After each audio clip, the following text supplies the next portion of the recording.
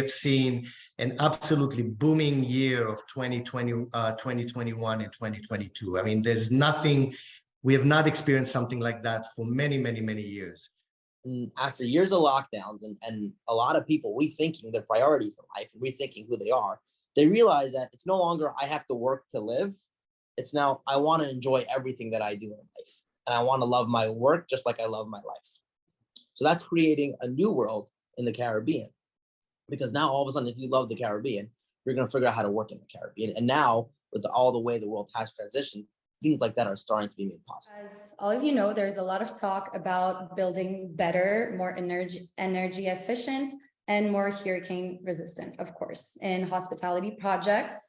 What does resiliency mean for you, and how important is it to your bottom line? We're working on a 25-acre resort and spa. It's going to have a condominium element to it as well. So we'll have condos, hotel suites, 4 restaurants, and a spa. It's going to be a 5-star luxury resort on Indigo Bay in St. Maarten when it comes to building in hurricane areas. And we're talking with everything from rock anchors to steel ties to now creating things that are not just hurricane proof, but super hurricane proof. And Gamel, if you could please let us know how the bank is involved in the region and what you guys are doing to collaborate with local institutions to mitigate risk.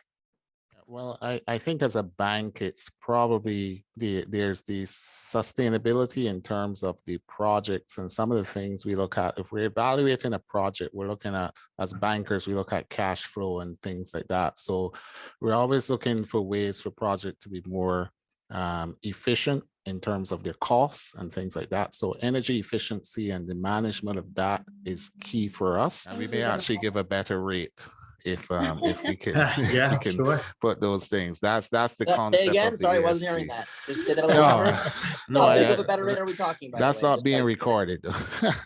And more specifically, after the experience that we all had here after the passing of Hurricane Irma, it really came back to us and saying, you know, when you have a developer that constructs a 5-star property or any property on the islands, you have to ensure that your building materials is the right and building materials that can sustain now not 185 miles per hour, but 215 miles per hour.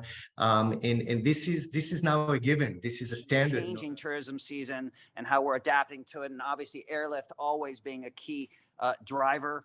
In our breakout room, Zev was talking about, you know, kind of what it's like to this migration to profit, which is a kind of a concept that I think we're going to need to explore. But for everybody that joined us and stayed on, thank you so much on behalf of ULI.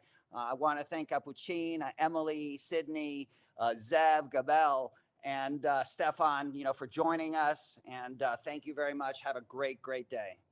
Thank you. All the best. Bye-bye. Bye. Have a great day.